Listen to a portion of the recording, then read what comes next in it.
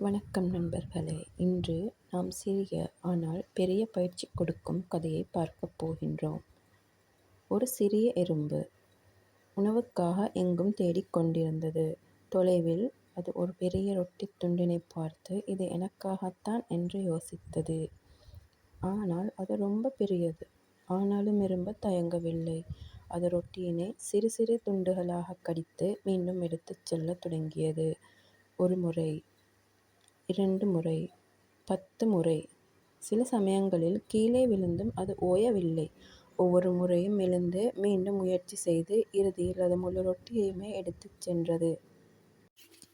நம் வாழ்க்கையில் எல்லோருக்கும் ஒரு நோக்கம் இருக்கும், அதாவது கோல்ஸ். ஆனால் அதை நோக்கி செல்லும் பாதையில் தடை, தோல்வி, காயங்கள் எல்லாம் வரும். அந்த நேரம் மனம் சொல்லும், இது ரொம்ப பெரியது. நான் முடியாதென்று சொல்லவில்லை. எறும்பு முயற்சி பண்ணது. சில தடவை அது விழுந்தது, சோர்ந்தது, வலிக்கும் போது நின்றது. ஆனால் ஒவ்வொரு தடவையும் மீண்டும் எழுந்தது. இறுதியில் அந்த எறும்பு தன்னுடைய இலக்கை அடைந்தது. அது பெரிய ரொட்டியினை அதோட கூட்டத்திற்கு எடுத்துச் சென்றது.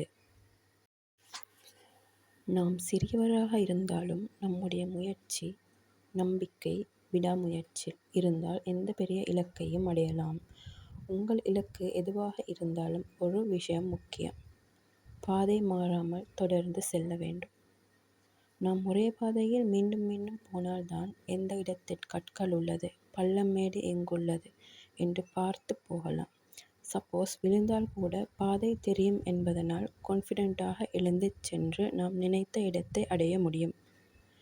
அதே நீங்கள் பாதை மாறிக்கொண்டே இருந்தால், அதாவது ஒரு பாதையில் மேடு பள்ளம் என்று இன்னொரு பாதையில் செல்வதும், அங்கு கல் முள் என்று இருப்பதனால் மறுபடியும் பாதை மாறி செல்வதுமாய் இருந்தால், நாம் பாதை மாறிக்கொண்டே இருப்போமே தவிர நாம் நினைத்த இடத்தினை அடைய முடியாது.